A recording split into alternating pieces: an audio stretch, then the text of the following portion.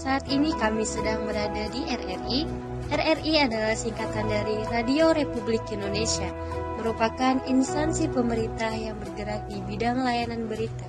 Tujuan kami mengunjungi RRI ini adalah untuk memenuhi salah satu tugas mata kuliah pemeriksaan manajemen dengan tema kompensasi dan manfaat.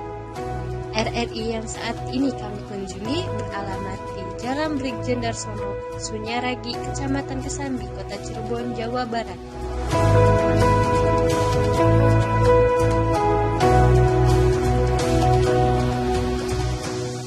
Assalamualaikum warahmatullahi wabarakatuh. Sebelumnya perkenalkan Pak, kami dari mahasiswa semester 7 tingkat 4 Prodi Akuntansi Fakultas Ekonomi dan Bisnis Universitas Padang Gunung Jati. Sebelumnya tujuan kedatangan kami di sini itu ingin melakukan sebuah observasi Pak, yang dimana ada suatu mata kuliah yang memang ditugaskan untuk melakukan observasi mengenai kompensasi dan manfaat. Nah, mungkin sebelum untuk masuk ke sesi wawancaranya ya Pak, perkenalkan, nama saya Iksan Fahmi Indriana, bersama rekan saya yang di sebelah kiri ada saya Tina Natin, dan di sebelah kanan saya ada Risma Sintia. Lalu yang terakhir ada saya Nurul Istiqomah. Nah, kami di sini ingin mewawancarai ada sekitar 10 pertanyaan mengenai kompensasi dan manfaat yang berada di RRI Cirebon ini. Mungkin untuk mempersingkat waktu ya Pak, langsung saja kita masuk ke sesi wawancaranya. Baik Bapak, yang pertama, apakah ada kebijakan kompensasi untuk setiap tingkatan, misalnya manajerial, staf, dan pekerja? Kalau di RRI ini kan sebenarnya pegawai PNS semua ya. Jadi nggak kayak di swasta, ada manajerial, staf ini. Memang sudah diatur semua masalah kesejahteraan, gaji, tunjangan, itu sudah aturannya dengan peraturan Kementerian Keuangan. Udah disewa. Ini eselon berapa, jabatan apa, gaji sekian, dengan posisi masa kerja itu berpengaruh. Kalau orang baru meskipun sarjana, jabatannya tinggi, tapi bisa juga kalah dengan yang masih staf tapi dia masa kerjanya udah lama.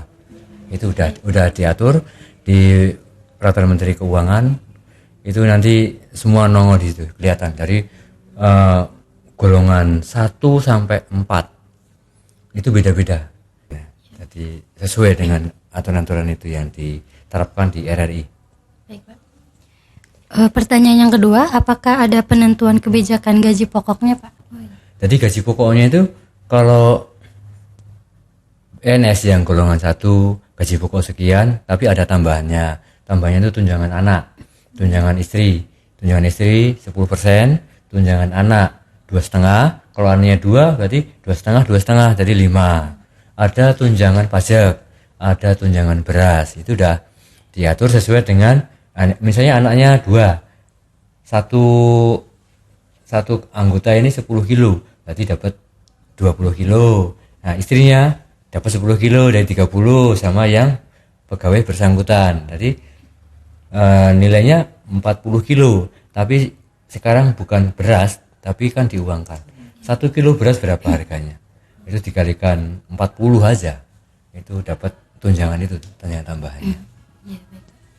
Pertanyaan yang ketiga ya Pak, apakah uraian jabatan selalu diupdate Pak? Jelas, ini kita pakainya aplikasi GPP. Jadi setiap pegawai mau naik pangkat ataupun tunjangan anak tadi kan misalnya kuliah masih dapat tunjangan, tetapi kalau sudah nggak kuliah itu batasnya kan udah usia 21 kalau nggak kuliah ya mandek, sudah nggak dapat tunjangan. Tapi kalau usia 21 dia masih kuliah sampai misalnya 4 tahun ya, jadi umurnya 25 udah mandek, nggak dapat tunjangan. Tapi kalau ada surat keterangan kuliah, dia masih kuliah, masih dapat, jadi tanggungan keluarga itu.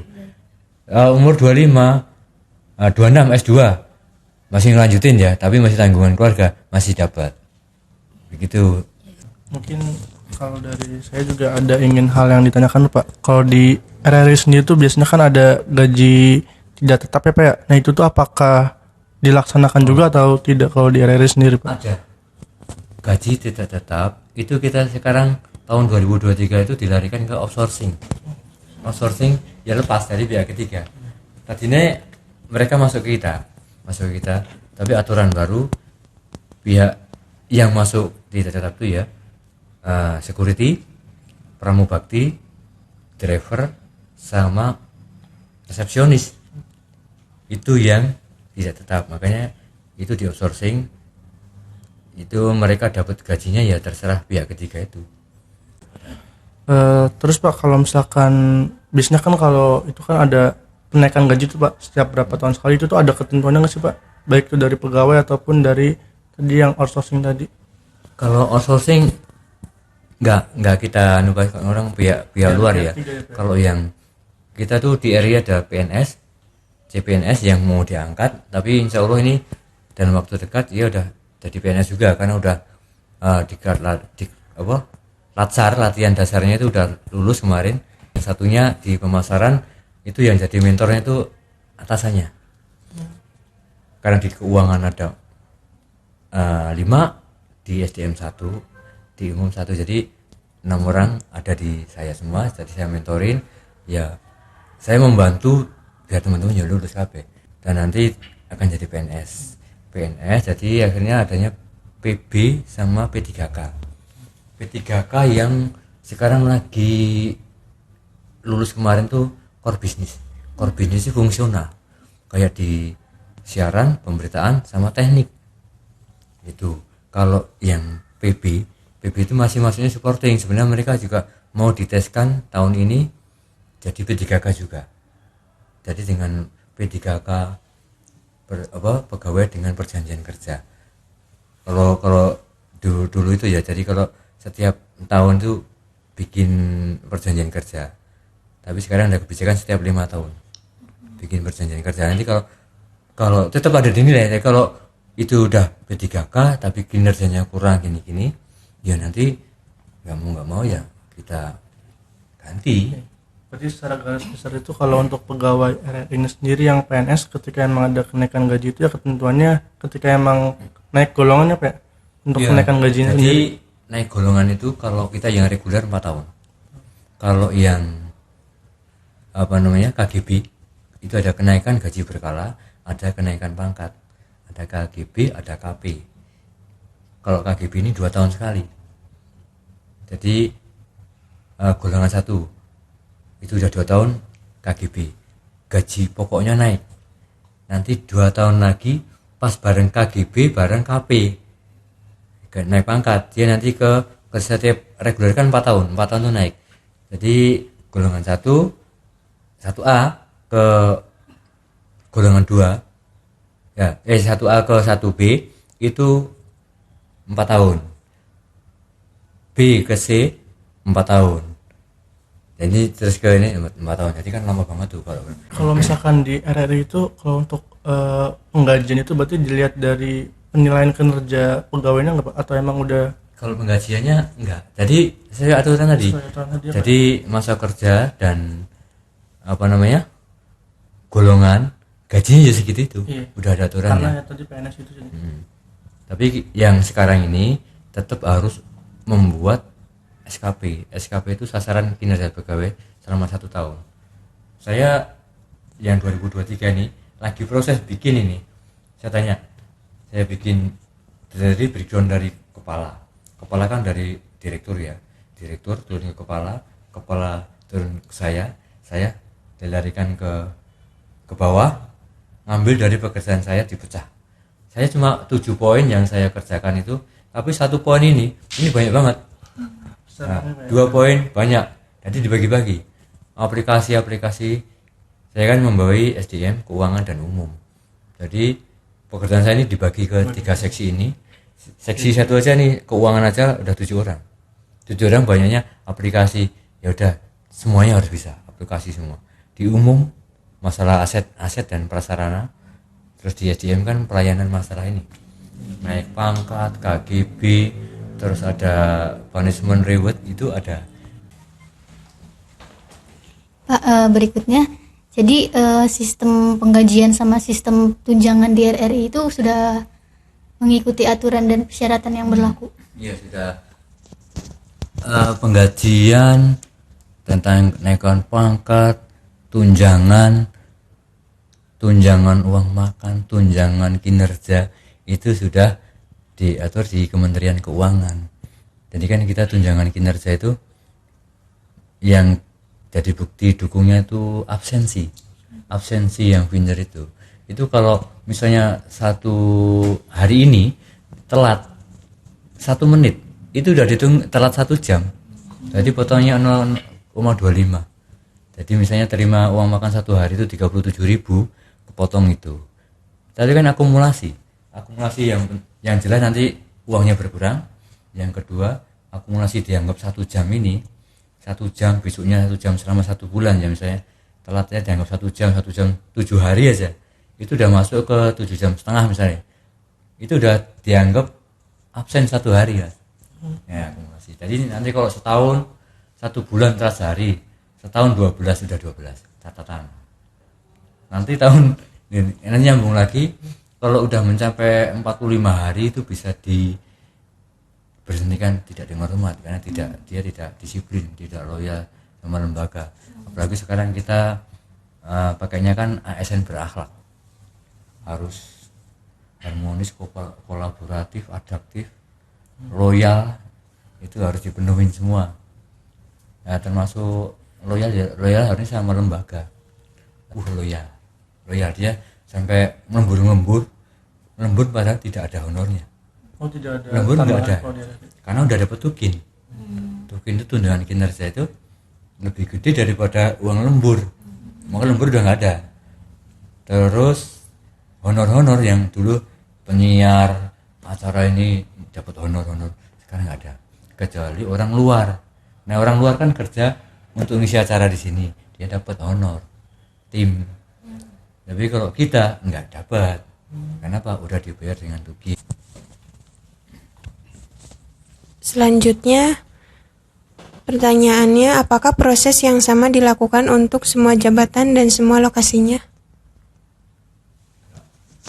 Sama. Kalau sudah ada aturan, ada peraturan Kementerian Keuangan, ada peraturan BKN, Kominfo, kalau naik pangkat segini ya sesuai dengan itu aja. Nggak bisa di variasi kecuali di fungsional.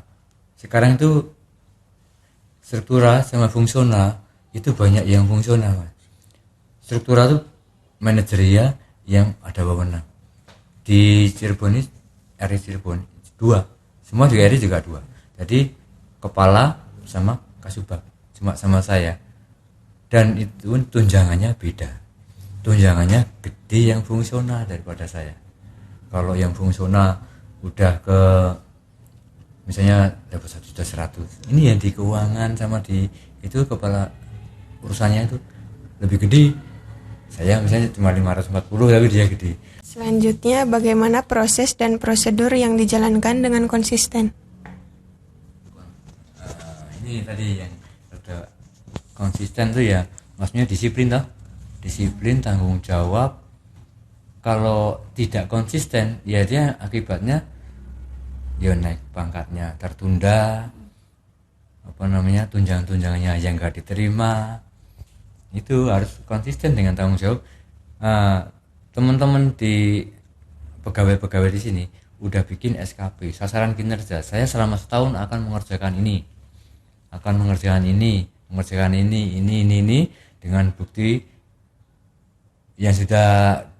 Yang saya kasbag TU pembinaan pegawai, saya melalui apel pagi itu kan terkait pembinaan, menyampaikan informasi itu masih disiplin enggak nih, ada apel pagi datang enggak, makanya saya bikin absen. Yang tidak hadir tolong ke atas alasannya apa, biar nggak ngulangi. Jadi kalau cuma dibiarin aja, yang datang juga nggak dapat apa-apa, yang nggak datang juga nggak diapa-apain. Nah, harus ada itu biar jalan. Ya udah, resiko saya sekarang saatnya saya harus keras dalam hidup.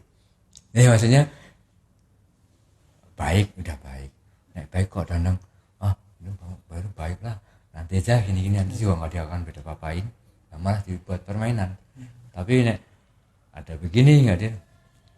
Saya bilang nanti ke atas ya. Udah pada deg-degan itu.